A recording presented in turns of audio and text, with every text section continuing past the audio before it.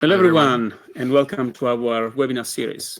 Today we are going to discuss Zenoh in SDV architectures. Yes. So let's wait a couple of minutes, maybe one, and then we'll get going. So Julien, first of all, I have to present you my apologies because today there won't be any ride on a car. Too bad, for next time. Yeah, next time. Maybe we can do motorcycle next time or something like that. For sure. Let's see. So what time is it? 03? I guess we might get going because we have quite a bit of material to cover. Yes, indeed, few interesting things. And again, we should probably start with a recap. It was, I think, quite interesting and very much appreciated webinar last week. A few people got impressed by our demo. And so if you didn't manage to see it live, you probably want to go and see the video on YouTube because we've already made it available on our ZettaScale YouTube page.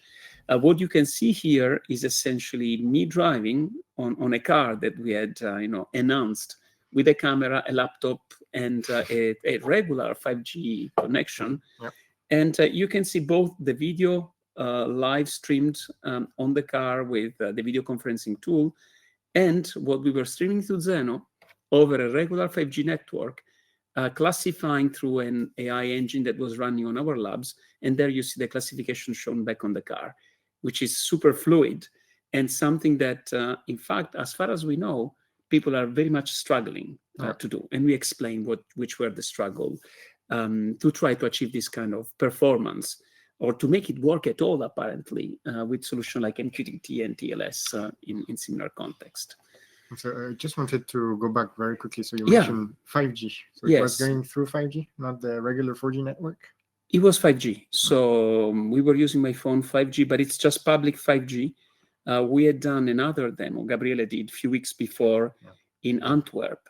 The difference with that demonstration was that in this case, we were really using 5G to then get connected to our Zetta Platform, or an instance of a router running in, I believe, in Frankfurt, then to send back the video in our office here, classified, and through Frankfurt send it back to the car, and that's the result.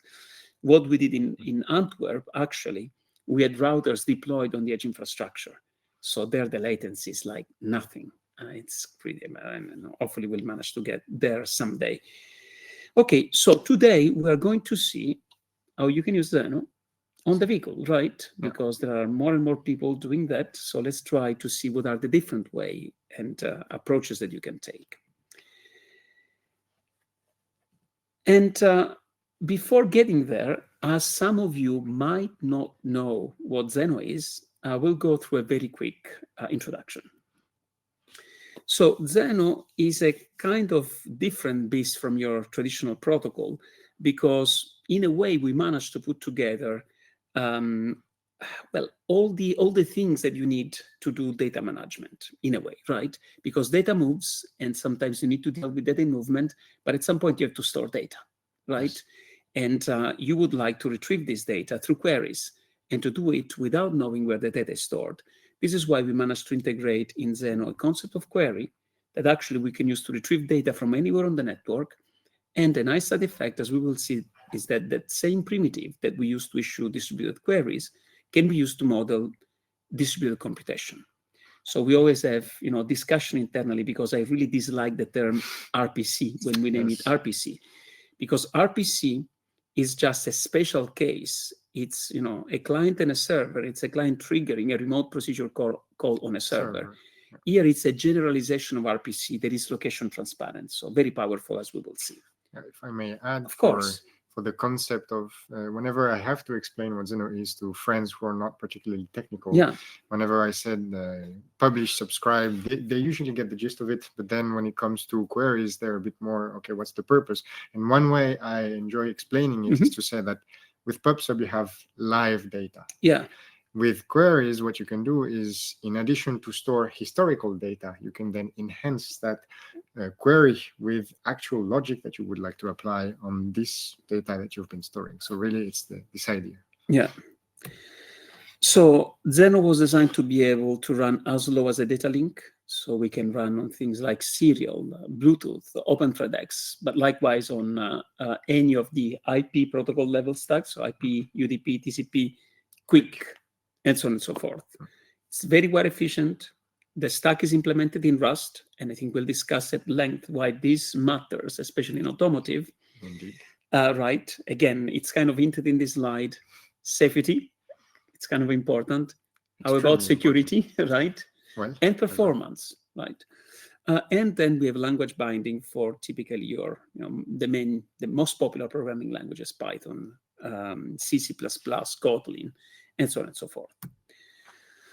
It runs on pretty much anything from embedded microcontroller up to server-grade machines, and also, as we will see, targeting some custom automotive target like AutoSAR Classic.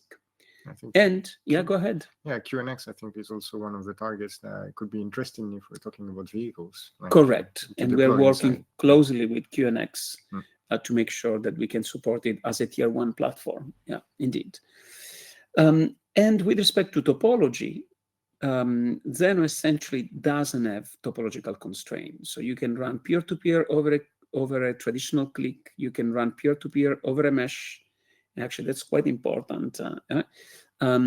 You can have actually clients which are Zenoh applications that are not able to route data, leverage peers as if they were infrastructural node to route data on their behalf. Then you have software routers that can mediate communication between clients, or also help you create an internet or a worldwide or extraterrestrial even, because we are actually working on some space project. Satellites. Exactly. And in fact, there is a project on communication down to Mars. So stay tuned, because that's quite interesting. And there are some features related to latency tolerant, and now we can do latency tolerant with Zenoh. But anyway, that will be subject for another webinar. Another topic. But so let's focus on planet Earth for the time being. So just to put this in perspective, we saw especially this last week. I mean, if you compare the topological support that you have from Zenoh, you can do whatever you want. And if you compare that with MQTT, that forces you into a hub and spoke, so always having a broker to mediate your communication, or DDS that takes the opposite approach, so always forces you to have a flat network with everyone communicating with everyone else. I mean, they kind of are, good for some use cases, but it's very quickly a cover that is too short, right? You pull on one side and the other side gets uncovered. And this is why Zenoh makes sure that you can use the topology that makes sense for your system in the given segment, and then you can use route to really scale. I really like that slide, because really what we can see from, if we look at the Zenoh perspectives, not only it's a novel technology that allows you to do all these topologies, but as well allows you to bridge existing technologies. And I think this is really a key differentiator. Yeah, and we see it here. Yeah. So come on, talking about bridging technologies. Yeah. So as you can see, we are going on several directions. One of them is storage plugins. So we're able to give you a plugin that you can load on the Zenoh router, which allows you to store data, for instance, time series in InfluxDB, or if you want to dialogue with Amazon S3, then we have a plugin for it. Then if we go on the right side, we can see that we are supporting different protocols. So not only can we talk Zenoh, we can talk with other protocols. So MQTT, we can talk DDS, and this allows us even to talk ROS too. So we are having quite the impact. I hope you followed in the previous webinars, but we're having quite the impact on the robotics community. And so these are major directions we're following. And so pulling the cover this time a bit on my side, we also would like to allow you to deploy some more logic on the router through Zenoh-Flow. Some runtime plugins. Well, but so as you mentioned storage, few people realize that actually in Zenoh you can have decentralized storages, and these storages are kept aligned. And in fact, there are some improvement that you're working in these days, right? Yes. But we have an alignment protocol that keeps the storage aligned, even in case of network partition. So all of a sudden, data can be stored decentralized. In other terms, you can keep data on the car as opposed to send it to the cloud. query it from anywhere, as we saw, we were discussing today about the digital witness. We didn't necessarily cover that in the slides, but that's an example of where, solving the problem, it's easy conceptually because you know the query that you would want to express to get information from car that witnessed an accident. But then actually implementing it without Zen is very complicated. And that's where distributed queries, and in some cases alignment, provide quite a unique combination of abstractions. I think maybe we should let's not forget about the digital witness that Zenoh can solve. Yeah. I think it's really one also of the core aspects for vehicle adoption. Yeah. Okay, so performance. So in terms of performance, this graph is now, I think, sufficiently well known. That's an evaluation that was done by a third party, the National Taiwan University. There is a scientific publication, so this is just taken from a blog that they were very kind to contribute to the Zenoh.io website, but it comes from a scientific evaluation, a scientific publication where they were evaluating multiple protocols, and this shows how clearly Zenoh performs the best. So in light blue, you have Zenoh peer-to-peer. In violet, a publisher, a router, and a subscriber. In blue, darker blue, it's DDS, red Kafka, green MQTT.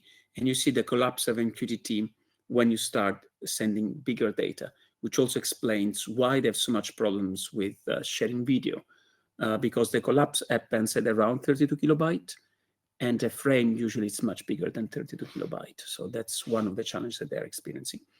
Notice that the graph here has a logarithmic y-axis, so the difference really is huge. Okay, so at the peak we go almost 60 gigabit per second Zenoh. That's on a 100 gigabit network, and DDS that is quite performing. You're around 20 gigabit per second, so it's 3-factor difference. Okay, now that we are done with 1,000 fits perspective on Zenoh, let's dive into automotive. And well, if we start on automotive, we have to start into the bedrock of automotive, the traditional stack. Foundation. So what are we using today in automotive? What are we using today? That's the question. Yes. So the answer is AUTOSAR. AUTOSAR. And there are two versions of AUTOSAR, isn't it? Yeah. Why? Why? That's a good question. So if we, from the feedback that we're reading on different blog posts, we're seeing that AUTOSAR Classic answered the problematic of deploying logic on microcontrollers. Yeah. And they were using the C language. And so C language with a very heavy guidelines that developers have to follow, actually so much so guidelines that it was no longer code, but most of the time it's configurations.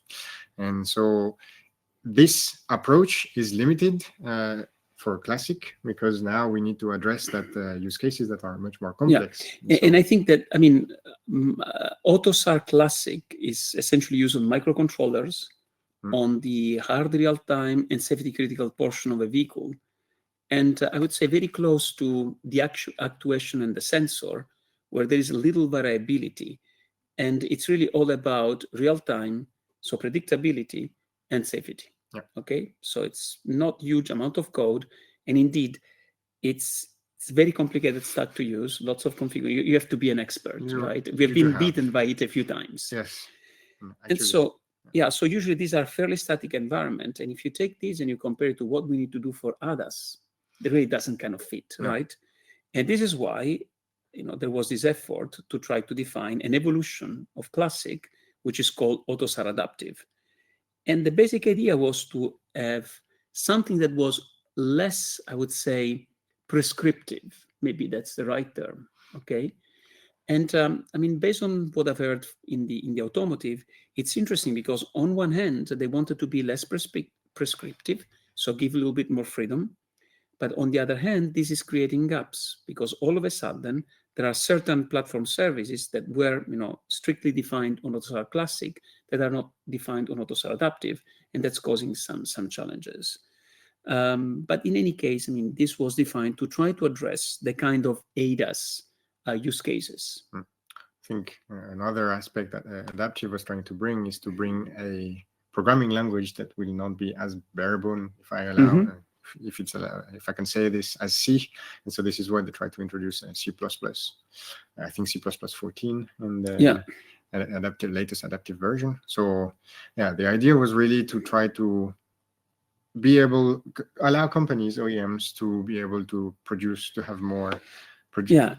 more flexible software, give more features. Yeah, and again, it's interesting because automotive is really undergoing a transformation, right? Software is becoming strategic, and the ability of innovating in software, it's strategic. So all of a sudden, you would want to have the agility that is typical of a software company, but then that strikes kind of with the safety and the framework that they were using. But anyway, let's not anticipate. Let's keep focusing on AutoSAR. And so in AutoSAR, traditionally, right, especially in the classic world, the protocol that was used to communicate was SAM-IP. So SAM-IP, I believe, if my memory doesn't betray me, was a protocol introduced by BMW and eventually open sourced. There are multiple implementations of SAM-IP, and that's almost ubiquitously used in the micro controller world, so with AutoSAR Classic. If you look at what happened with adaptive, as we just explained, they were looking for a little bit more dynamic environment, especially during development. Because, I mean, you have heard similar stories. Today, all the definition of, let's say, signals, it's completely static. It's managed usually in a centralized repository. And if you need to consume or produce data for someone, it takes 2 weeks to update that registry, doesn't it? So it's something I will cover a bit afterwards, but yeah, if you want to develop an AutoSAR application, it's mostly graphical interfaces that allow you to tweak configuration, and at the end you're trying to generate the special schema definitions that is the format of AutoSAR. And so if you want to make the slightest change, then you need to reconfigure everything, regenerate everything. So lots of header files, lots of pre-generated code. And so that slight tweak that you're trying to make eventually leads to having to redeploy everything. So development cycles are very long. And so what they did to try to mitigate this, they said, maybe we need something that is a little bit more dynamic, that can support dynamicity during development phase. And so AutoSAR adopted as part of the standard DDS, which again, it's a standard we know very well because, I mean, ZettaScale, or several of us in ZettaScale were actually started this standardization process more than 20 years ago now. Anyway, so the question is, today, right, one of the feedback that we have is that if you try to use DDS, and DDS was initially added to AutoSAR Adaptive, and then also added officially to AutoSAR Classic. But the feedback that we hear continuously from OEM and Tier 1 is that when they try to use DDS on a microcontroller, I mean, that tends to use too much resource. And I think that doesn't come as a surprise for us, right? No. Not at all. This is why we did Zenoh. And this is one of the reasons why I think at some point there was this divergence between us and the rest of the DDS community, right? And so, again, one of the reasons we did Zenoh was to make sure that we could have a protocol that could run very efficiently on very constrained system, but also on non-constrained systems, And what we've done are two nice things. So let's start unveiling the first one. Well, we have already an integration of Zenoh in AutoSAR Classic, and this is being certified also ASIL-D, although the ASIL-D certification will be out of context, so not bound to AutoSAR Classic. And there is a nice decomposition argument because we have an API, we have an IPC layer that is used to separate the API from the runtime, which is actually the protocol engine. And when running on AutoSAR Classic, this IPC can be implemented with safe RT, which is ASIL-D. Great. So we have a nice composition. So this provides a very nice way of, having a protocol that can run even on very small MCU, but in any case, super lightweight, because we can run on Arduino, right? ESP32, you can't squeeze DDS there. And so the key point is, even if you don't have an Arduino, but you have an ARM-R, you want to keep the CPU for the application, right? For the business logic, not so much for the middleware. But then the question is, if we are using DDS in AutoSAR Adaptive, how do we hook them together? Very easily. So how do we do that? So I'm less comfortable with that. Okay, then I'll cover this. So as you might know, in ZettaScale, we also have a DDS implementation. So we have the main author of Eclipse Cyclone DDS, and we have obviously a commercial version of that called ZettaScale DDS, where we have integrated natively the Zenoh protocol under Cyclone. So if you have an AutoSAR adaptive that is using DDS, because you want to comply with the standard, there might be multiple reasons, right? Because you have some other elements that have to interoperate through DDS, then all of a sudden you can enjoy the power of Zenoh on the microcontroller and still communicate natively, as shown in this diagram, with the DDS part. That's very powerful, okay? Nobody else can do this because either they force you to use DDS on the microcontroller, which, bad idea. Doesn't scale. Yeah. I mean, we have been very open about that, right? Or they tell you, yeah, use this other protocol, but then you have to put a bridge in the middle. Yeah, but that's a single point of failure. You cannot put a single point of failure in between those two elements, not an option, okay? And you can do even better because suppose you say, well, but actually, I don't need to interoperate with other DDS vendors. I want to be very efficient on the network, but for some reason, I still have an ARACOM implemented for DDS, and then you can use the Zenoh protocol everywhere. So even on adaptive, while using the DDS API, on the wire, you're using the efficiency of Zenoh, which is pretty neat, okay? And then, if you want to go one step ahead, and by the way, this slide was not modified, so am I going to do a real-time change? I will, because this was changed and we missed a change. Sorry for that, but this is how it should be looking, so real-time editing. So if you want, in fact, in this case, to use Zenoh API and perhaps do an integration of Zenoh in ARACOM, you could also do that. And as we will see, it's much simpler to implement ARACOM on top of Zenoh than implementing on top of DDS. Because in order to implement ARACOM for DDS, you need to support the basic DDS standard, you need to have support for RPC over DDS, which is separate standard, and a zillion of QoS, okay? And Zenoh, as we will see, has all the required primitives built in a very tiny, elegant protocol. I feel that's a zillion reasons to use Zenoh. So the question is the market asking for more AutoSAR? So what's going on? That's a very good question. Well, what is this story? Tell me a little bit, because this is something you brought up. Very interesting article. Yeah. Yes. So we have from Volvo. From Volvo, yes. We have someone from Volvo who is explaining how AutoSAR is actually extremely painful to use in order to develop vehicle software, and so in that blog, and which I think with the title you can Google and find. He's explaining all the pain points that are linked to AutoSAR. Especially, we can see these two quotes one's from Reddit, the other from Hacker News, that explaining that basically AutoSAR is just a series of tools that very expensive tool. Yeah, that you need to master in order to be able to generate the code that eventually someone is going to be able to use.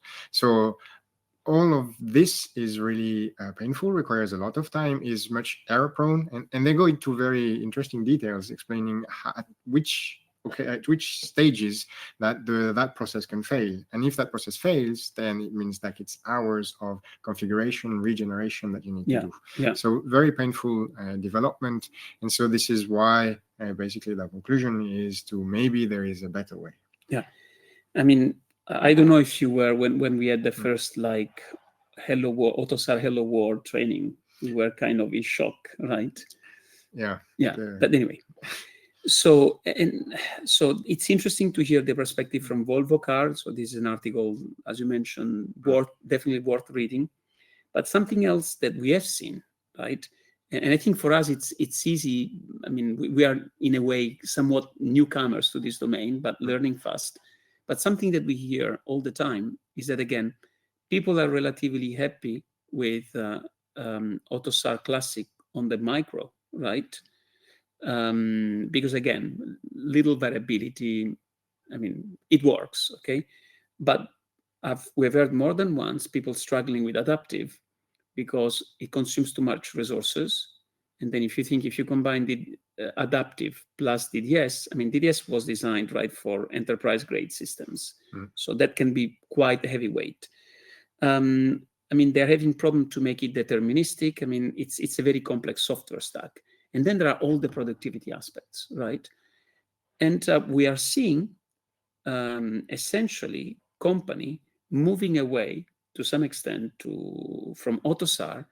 And in many of the interaction that we have had, at least where still people are using AutoSAR Classic is on the embedded, okay? Yes. And then but then using something else outside of the embedded, so on the ECU.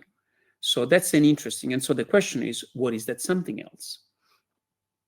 It's a good question. Yeah, and I think the shift we're witnessing is really going towards open source software. Yeah, mutualizing resources between different OEMs, between different providers, and trying to come up with what we're calling an open source stack. So, open innovation, right? So open innovation means, again, mutualizing the cost of a common platform, and then you compete on the added value.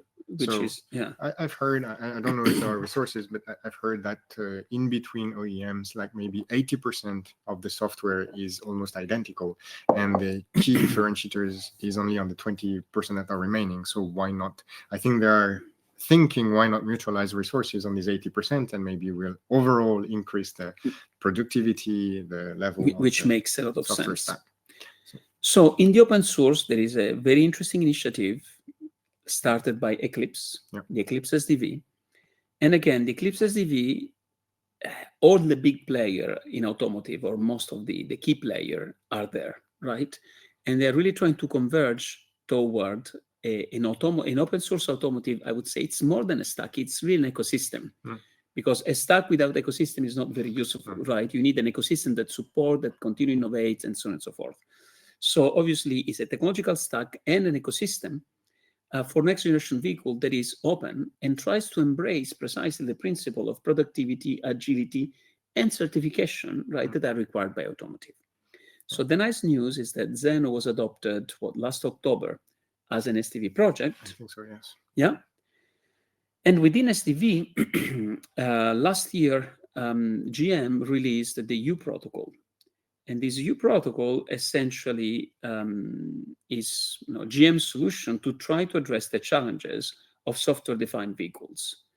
Right? So they define a transport layer interface, they define some common message definition and common application layer interfaces. And you have to think of U protocol kind of as a meta protocol that actually needs a real protocol underneath to move things around. And the protocol that was selected by GM was Zenoh. And there was a very nice presentation from Steven at the Zenoh user meeting last December. Once again, if you have not seen it, I highly recommend you taking a look at it. It's again on our YouTube channel under the Zoom 23 playlist, where he articulates why they decided to use Zenoh. Yeah. I think it's quite interesting. So once again, another option going forward is to say, hey, so I want to jump on the next generation platform. One option would be to use U protocol, Zenoh underneath, right? And you have an open source framework that should address your use cases. This is straight out of the U protocol roadmap. So that's an open document. The link is included as part of the slide, as you see, and outlines precisely how Zenoh is used within this architecture, which is quite articulated, because you have routers running on different boards, right, and routing information across boards. So it's a pretty interesting architecture. The working group is quite active, so if you're interested, you can always join the discussion because they are in the open, and get more information on the Eclipse U protocol working group. Anything you want to add on this? No, I see that there are many protocols that are used in the legend, and I think this really illustrates the power of Zenoh in order to be able to bridge different technologies, to group existing legacy systems.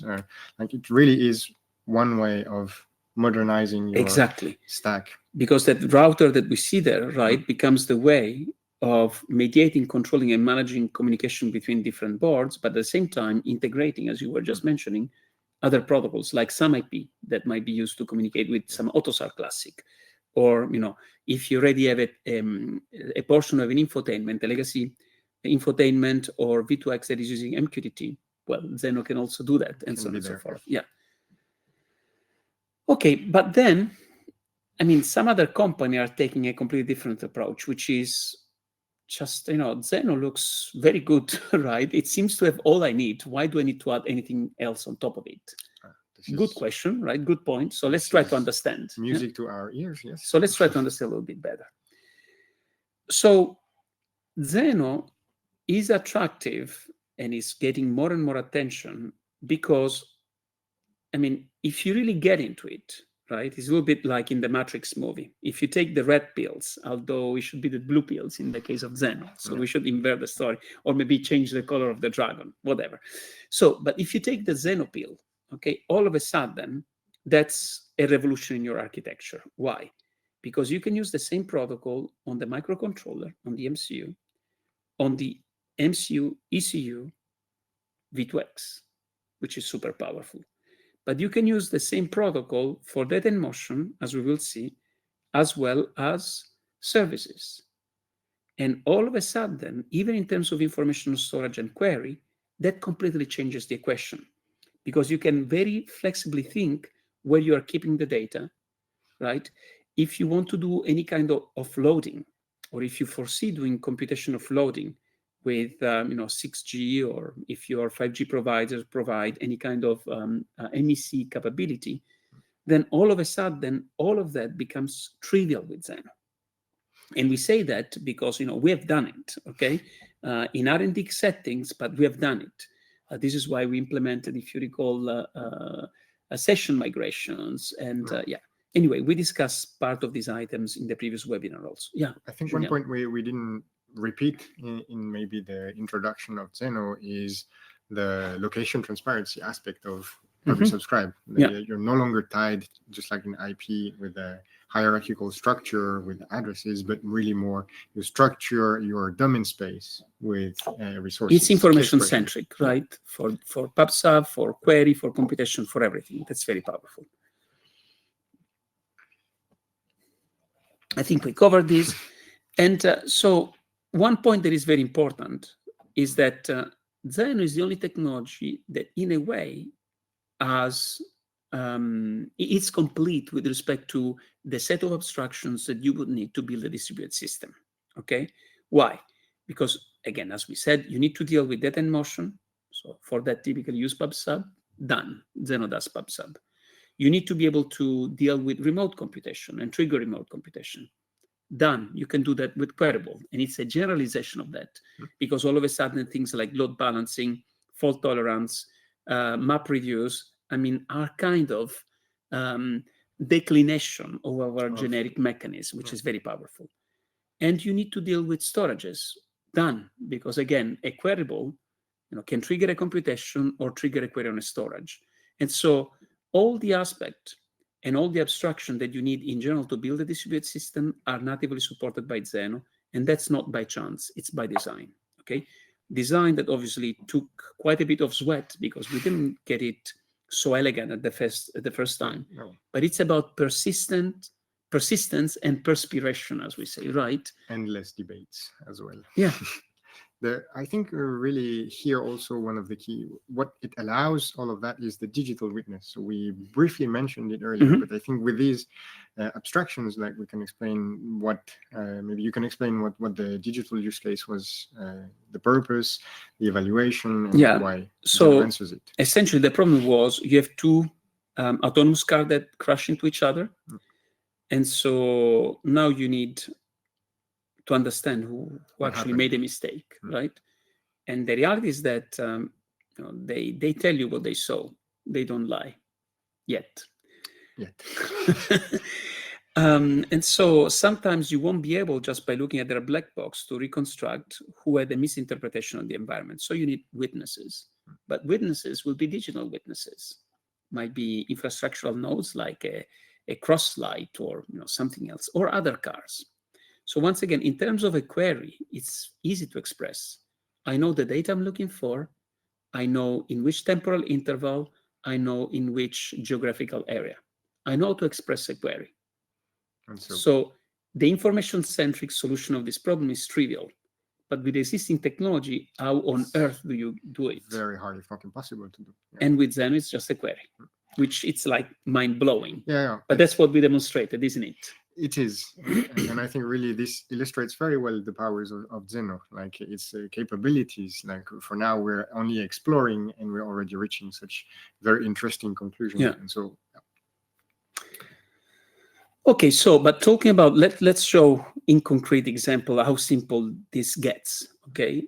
So we mentioned Zenoh is implemented in Rust, but you can use multiple programming language. But as I think Rust is going to be more and more important in the automotive community, we are going to show you some example in Rust. So this is how you do a publication in Zenoh. Okay, so in this case, we are publishing maybe some sensor data, reporting the speed. Apparently, we are on a highway going at 130 kilometers per hour. Okay? Respecting the limit. Within the speed limit, yes. And if we were in Germany, maybe, we could have put 300 kilometers per hour, whatever, if the car can manage that. If the car can manage. Okay, so producing data is pretty straightforward, okay? And notice that it's not a typo, the fact that we put 130. Zenoh understands natively a certain number of data types. And you know what? One of the problems that exists in automotive is certification of serialization. Okay, and as Zenoh understands all primitive types, and that part is part of the public API, right? Arguably, you have the building blocks that are required to serialize more complicated types. And on theory, the problem of serialization or certification of serialization kind of goes away. And for how Zenoh serialization works, also, we can make it fairly simple for you to write, right, serialization or more complex structure using support for primitive types, and then making an argument, right? I'm using ACLD software, right? I can prove that my serializer is correct. That's correct. Boom, done, okay? Consuming data is done by declaring a subscriber. So in this case, actually what you're getting is a stream. So you would be able to iterate through the stream to consume data, or you could pass a callback, but that's how it looks like. And then let's move into query and queryable, because that's kind of the most powerful things of Zenoh, and what people usually realize afterwards, unfortunately. But that's how it is, right? Yes. You see the tip of the iceberg first. We first have to seduce you with promising capabilities, and then we explore and you discover that there is indeed more. Exactly. And so a queryable, it's like an oracle. You have to think of like these little things in the network that tells, well, if you come to me with queries that match my key expression, I promise that I will answer you with something, right? That's it. As simple as that. Yes. And so does Zenoh understand the query? No. Zenoh routes the query. It's the queryable that needs to understand the query, and that also makes it very powerful, because suppose you wanted to use GraphQL to query whatever. You can implement that logic in your queryable, for instance. Then we support the default query language that Zenoh understands, but at a higher level, or at least our storage plugin understand, but that's technically not part of the protocol. How do you declare a queryable? Well, that's straightforward. So in this case, we are declaring a queryable that likely is going to compute something, perhaps classify image as part of a advanced driving system, okay? And then how do you trigger a query? Well, or a queryable with a query, okay? So in this case, we would do a query, right? We can have attachments, so the image would be an attachment to the query, and you would get a stream of result. How many querybles you trigger, how the information is consolidated, those are things that I've covered in other webinar, but this is the basic mechanism that is actually quite powerful, okay? Simple yet powerful. And one sub case is a traditional RPC, but that's way beyond RPC, and it's not bound to an address, it's information centric. So Rust. So why all this excitement about Rust? You have a strong security background also, right? Distributed system and security. So tell us a little bit. So we're seeing a lot of traction when it comes to Rust, especially for safety critical systems. This noise really is, we're hearing, for me, it's more and more good news that are happening around Rust. So where the community is really thriving, and it really aims at providing software that is secure. So why Rust is that important is really the promise of the language that brings you memory safety, that is concurrency as well, safety. Yeah. So all of that is leading the industry to move towards more and more Rust. We've seen, so the Volvo engineers actually, so how did I end up on that article about AutoSAR? It's because the engineers at Volvo were saying, okay, we want to put Rust inside the car. And we're seeing this where I love mentioning what the CTO of Microsoft Azure said, that maybe for, he said that, and I don't quote literally, but for use cases where you don't need a garbage collected language, then maybe you should use Rust. So all that traction means that people have realized there is potential. Offering security and in terms of memory and concurrency means that we can write software that is a lot more reliable. Yeah, and I think we were some of the earliest adopter of Rust. Yeah. I think that's yeah, and just to make it very concrete and relevant to automotive. I don't know if you saw this hack challenge that Tesla had put on. And essentially, this team managed, it was a French team, a French security team, that managed to open the trunk and activate the wipers by exploiting, it was an out-of-bounds check. Okay, and in fact, it was on a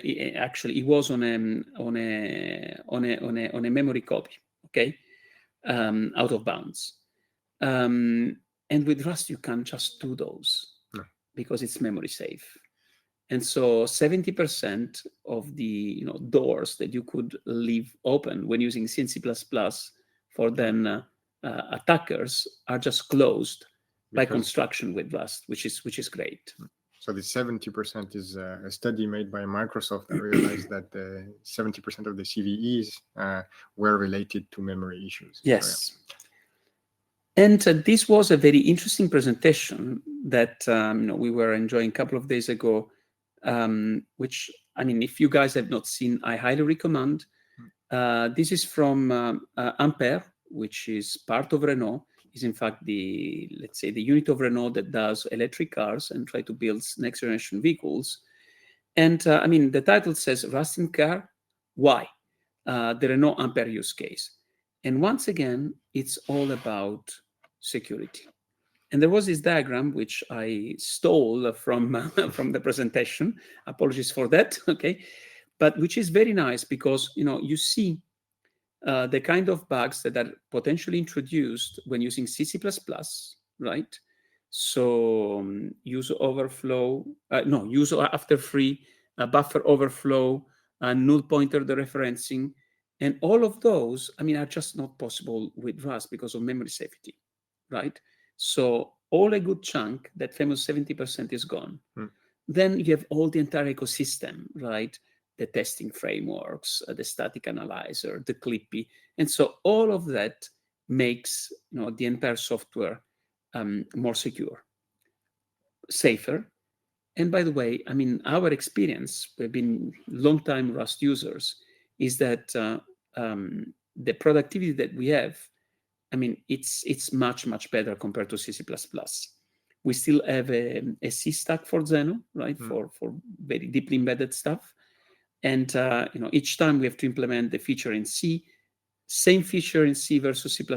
I mean, it's almost, I mean, I don't want to say 2x, but it's close to 2x, right? That's what we experience in terms of difference. We hear sometimes 20% with C++, but with C, because of the library and where you're embedded, I mean, we see more like 2x, which I think is quite amazing. Since we're talking about the Rust Nation UK conference, there is also a talk from some people from Google that are explaining how using Rust actually led to increase in productivity. So if if you want to know more about what companies are doing with Rust, I think take a look at the Rust Nation conference. And by the way, as you mentioned, Google, you know what they did recently? They pulled out the QR code reader from sandboxing because they rewrote it in Rust, and now they trust it. Interesting, huh? Yes, very much so, yes. Yeah. Okay, so the question is, Zenoh is great, but can we do better? We can always do better. That's ZettaScale principle, right? I mean, the sky is the limit. We should always improve. So what is Zenoh-Flow? So Zenoh-Flow, we've done another webinar a few weeks ago explaining in more details. So Zenoh-Flow. But so what is Zenoh-Flow? Zenoh-Flow is our, so let me maybe you can drive. So we came to the realization, well, not us personally, but through customers, that if we want to develop such autonomous driving pipeline or ADAS, that we're basically developing data flow. And so we're having some, the sensors in your car are sending data to then the computing units, which are then sending to other computing units to eventually provide the assistance or the autonomous driving. So the actuator, the actuation part, So what we realize is that maybe this data flow programming framework is something that would particularly fit Zenoh. Sorry, in which language did we write it? Rust. Obviously. What a question. Yes. We're big. We're very much into Rust in the company. So so basically, what the idea was is to take that existing autonomous driving pipeline and see if we could port it over to a framework that does data flow and that is based on Zenoh. So why based on Zenoh? For all the reasons that we've mentioned before. So location transparency, being able to bridge technologies, ease of deployment, microcontroller to data center, because all of a sudden you can have data flow that span the entire continuum, which is the kind of use case we will see more and more. And so the video you're seeing now is our progress when we ported that autonomous pipeline as a proof of concept. I think 2 years ago. Yeah, 2 years ago. So that's running in Carla, right? In Carla, in real time. In real time. Yeah. So this is, I think, so to summarize the data flow programming a bit more formally. So the idea is to have a directed graph of the flow between your different operators, and so to illustrate even more how it fits really the bill with Zenoh is that if you want to deploy your application on several devices, which I think nowadays is becoming a reality and a necessity. Like you don't have an application running on a single computer. You have to distribute, especially if there is more logic for many reasons. If we're talking real time, you don't want your logic to be like 200 milliseconds away because you need to go through the network. But you want to do the telemetry outside because maybe it's taking too much computing. So all of these challenges, you have to consider a distributed system, and what is there to use except Zenoh? Yeah, and there's something else interesting, right? What we've seen is that many of the framework that people were using, data flow programming framework, were constrained in several dimensions. They were usually addressing just a simple pipeline case. So they were constrained in terms of the topology that you could express. And the other one was with respect to the distribution, which is what you have in these slides. You have both elements, right? Yeah. So that's pretty unique.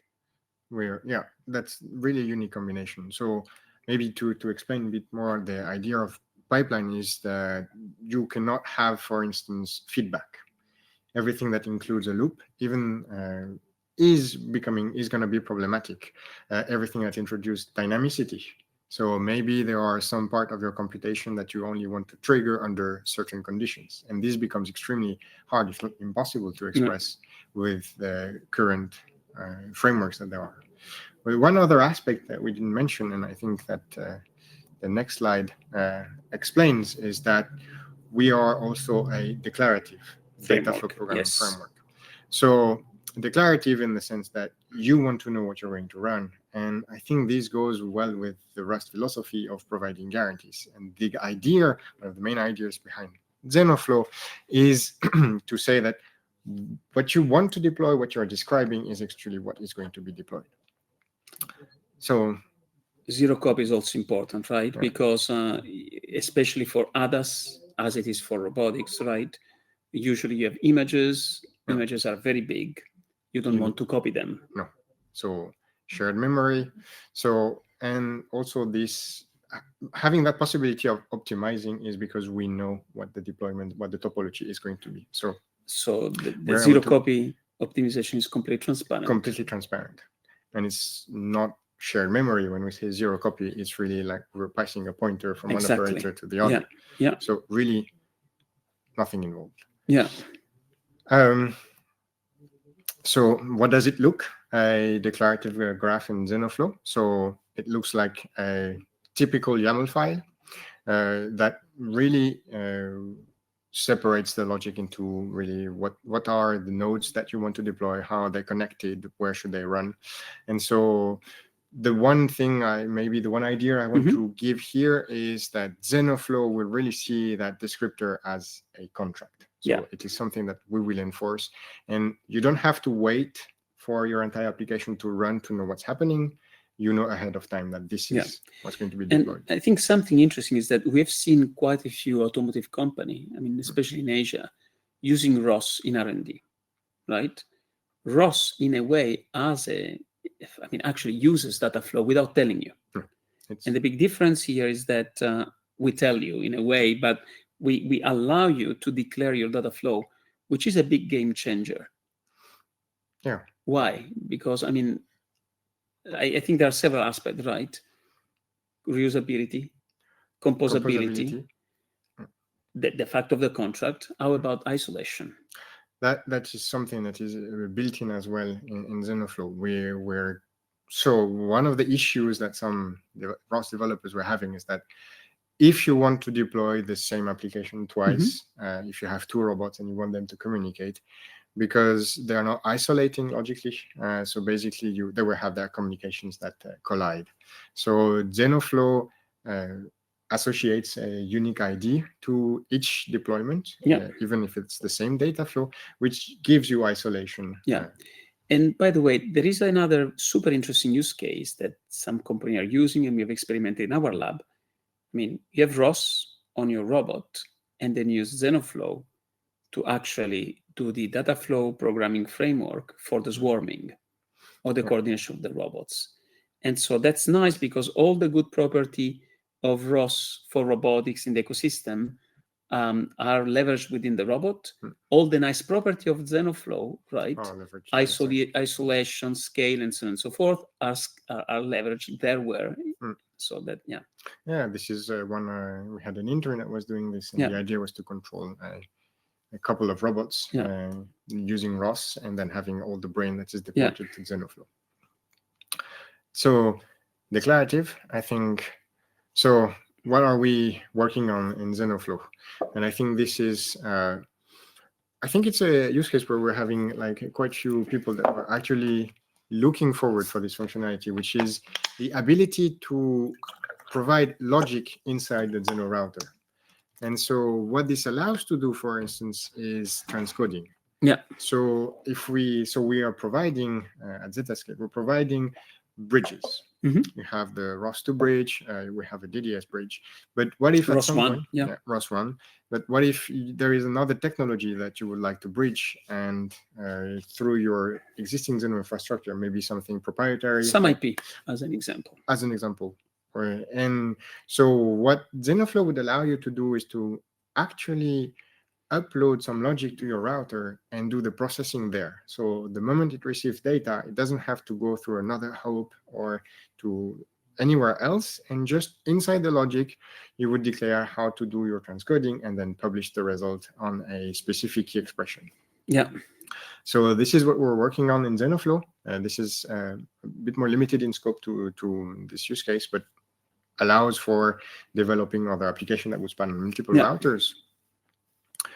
So what also we're working on in Zenoh-Flow is to provide the registry. So distributed registry, I've very briefly skimmed over that aspect of the descriptor, but there is a section that is the mapping. And so that mapping tells which node should run on which device. And so the registry would answer the question of, would solve the issue of having to manually deploy your logic inside the device, but instead to put it maybe on a Zenoh storage and be able to retrieve it at runtime once you want to deploy your application. And all of a sudden, developing a Zenoh-Flow application is much easier, and maybe you don't even have to code. It's just some bricks that you are saying, okay, that step connects to that step, and then it's just a recipe, a deployment recipe. Yeah, a deployment recipe. Quite cool. But these aspects for now are more on usability. What if we want to go back a bit more into cars? And so what we would allow? So, but even for car, if you think about the registry, that could be used to do a market store, right? Or over-the-air updates. Yeah, for instance. So when it comes to execution, right now, Zenoh-Flow, and again, this is kind of a reminder from the previous webinar, it's following the data-driven execution model. Whenever a data is received, the node is triggered, even if it's not optimal.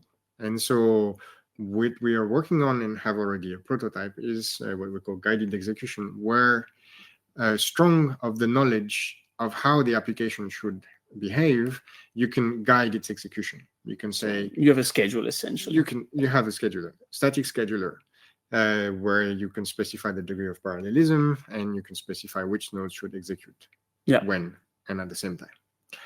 And I think this is a very, very interesting step towards this, but I think we want to go and have many interesting plans that I'm actually quite hyped for to work on, is the custom scheduler. The idea here would be to allow users to have a dedicated node that would actually supervise the execution. And I really think this is quite powerful because, for instance, one of the use cases I enjoy is if you are having an autonomous driving pipeline, if you are running in a city or if you're running on the highway, it's not the same graph that you're going to compute because you have much different constraints. In a city, you want to put a lot of emphasis on doing object detection, object prediction. You want to analyze what's around you. On the highway, you need to take decisions. You have more information, possibly less information to process, but you need faster results. Exactly, because you're going much faster. Yes. And so I think the next step for Zenoh-Flow is really to go towards real-time capabilities. So what we're working on is really the capacity to control at runtime. So the location, meaning on which CPU, on which core you're going to run which node, its duration.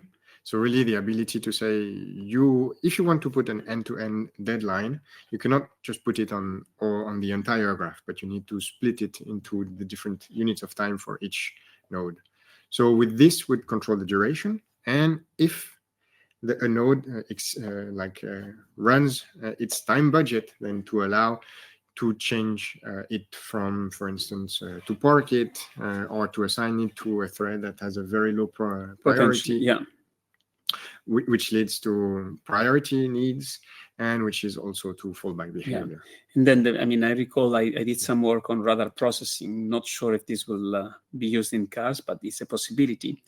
But there are some way of expressing computation where the more time you give them, the more they refine the result. And so that feature could also be used to say, hey, time out, whatever you get, just give it out. The last result.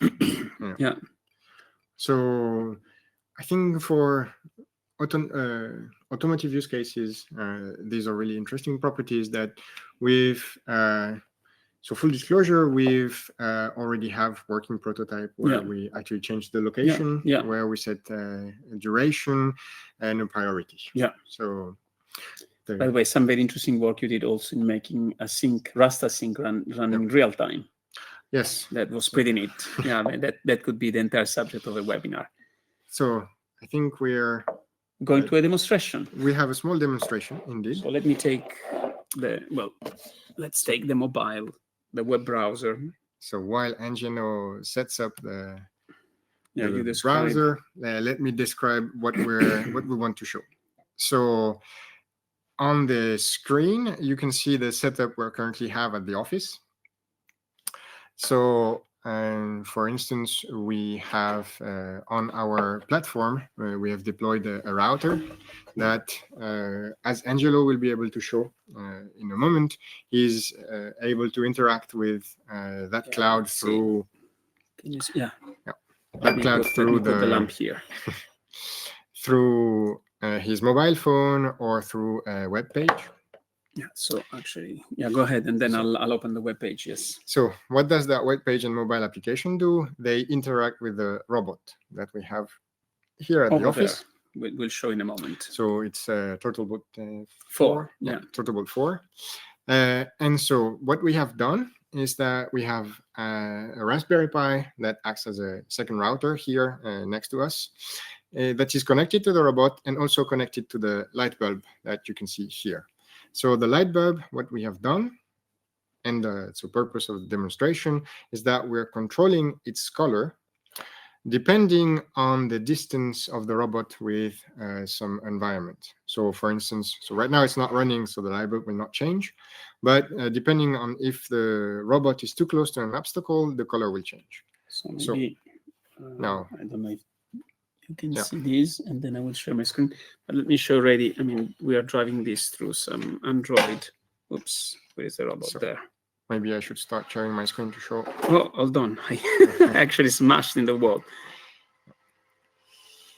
Yeah. So this is the robot we're controlling. So again, to show the power of Zenoh, we're doing that demo. Yeah, what I should do also is to show the web page. So let me actually go here and open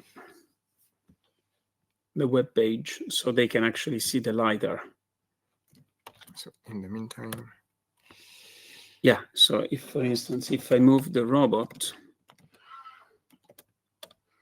let me turn it around. Yeah, you guys can see how the ladder is changing. I'm going to go toward.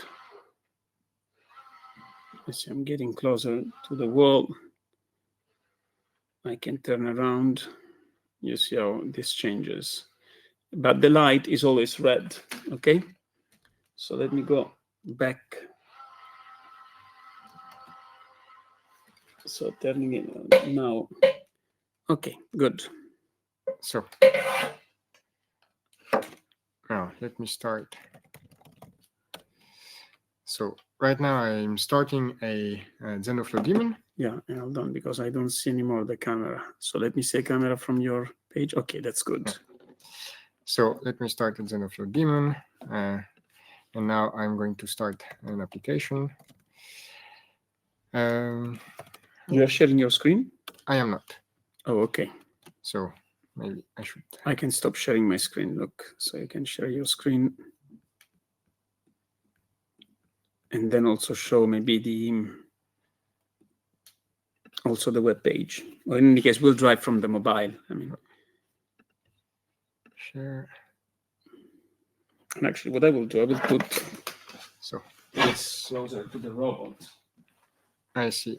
Yeah, so I think that's better. So they will be able to see both the robot and the color of the LED.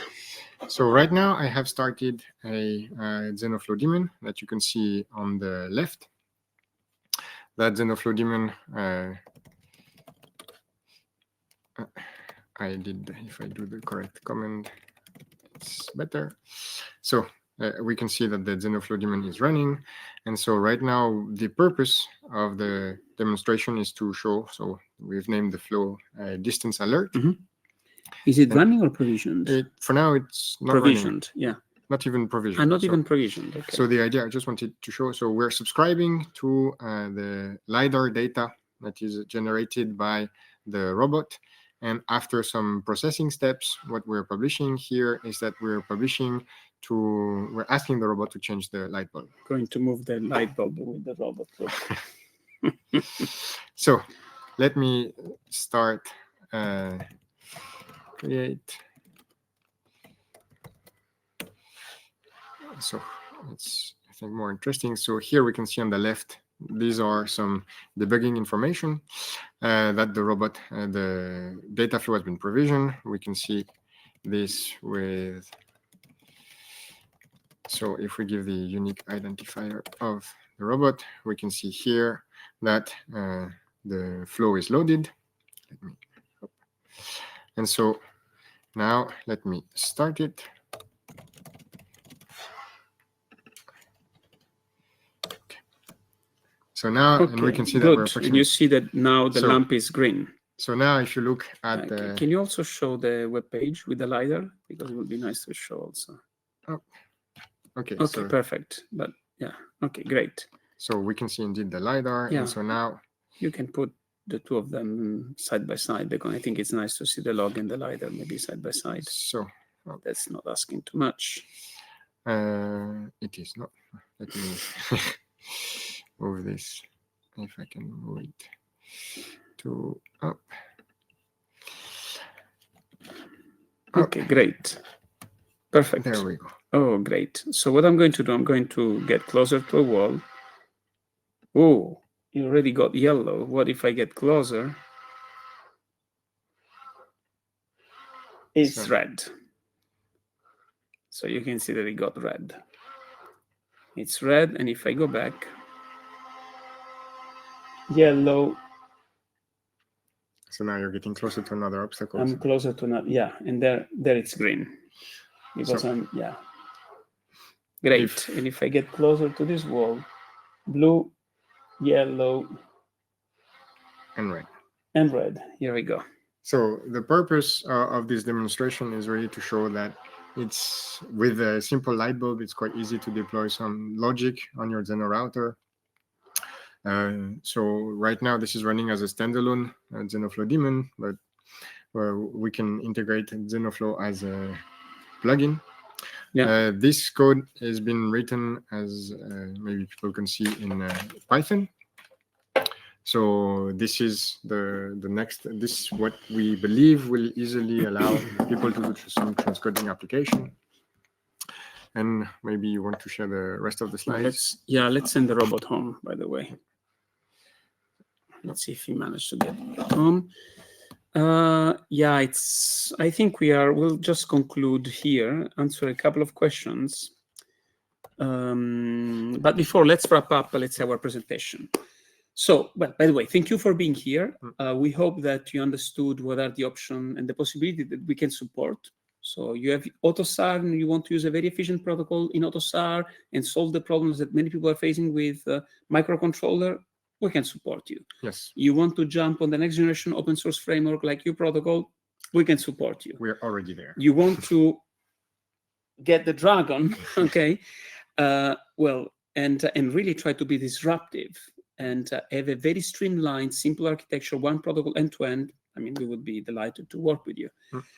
And I think at this point, there are a huge number of questions. Let's see.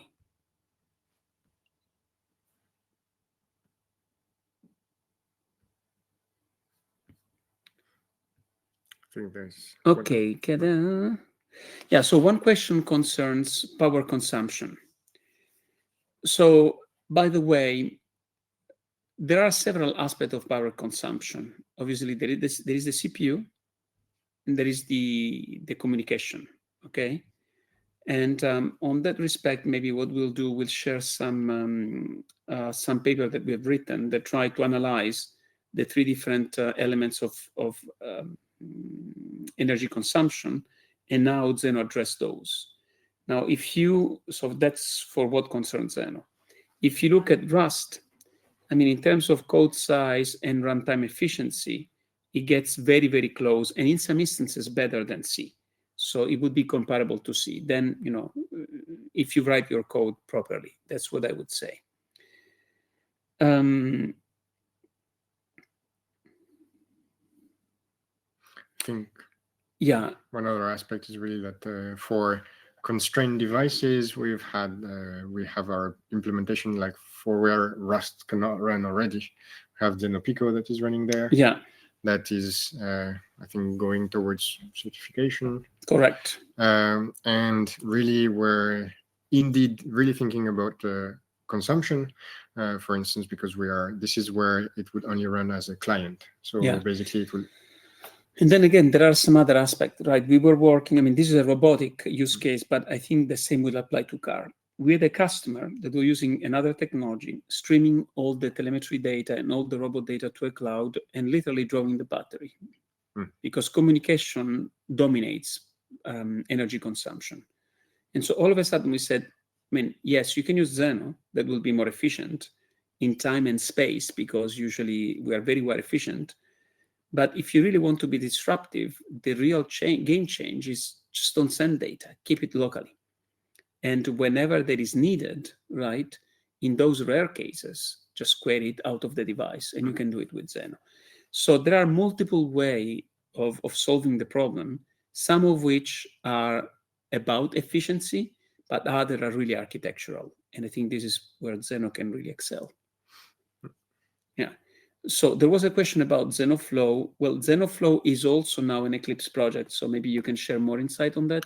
So yeah, in order to, so we have made Zenoh-Flow a separate Eclipse project under the Eclipse Zenoh umbrella. Yeah. The idea is to be able to gain more visibility, treat it really as independent, and give it more resources. Yeah. And hopefully we're trying to integrate Eclipse SDV. Yeah. And well, I think that's the core idea. So we're investing in Zenoh-Flow. Yeah. And would like to see it move forward. Yeah. And I think we are 15 minutes almost past the hour. Yeah. So thank you very much, because most of you actually remained this late. Till the end. Thank you very much. And next week, we are going to have a super interesting panel on open source and certification. So see you next week. I hope you enjoyed. I mean, for us, it's always a pleasure. Thank you. It's always great to have you, on our webinars. Yeah. It's always fun to come. Yeah. Bye, everyone. Ciao. Thank you, everyone. Bye.